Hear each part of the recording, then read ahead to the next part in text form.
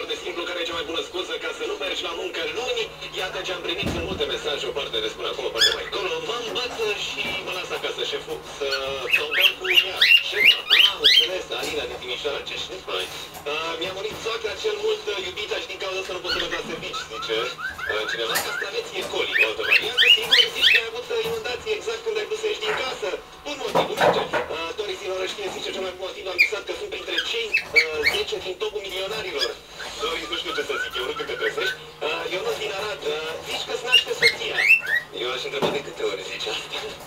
Bineînțeles, Morean, mai spune cineva, am băut exagerat de mult în weekend și mi-este rău. Mă, dar unde lucrați voi de ține treaba asta cu băutul? Că vreau și eu acolo. Eu îi spun că nici avioanele nu zboară, nu spune Emilia. M-a încercat cu iubitul, merge mereu, Ana Maria din Suceava merge. Revin cu restul de mesaje imediat deocamdată însă la Pro FM. Ne pregătim pentru DJ Andy și Stella. Happiness, să fim cu toții fericiți, e weekend.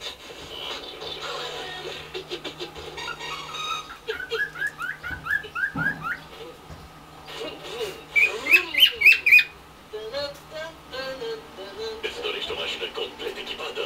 Vino acum la Citroen. Profită de noile prețuri începând de la 4.990 euro cu TVA și 3 etichete incluse. Citroen.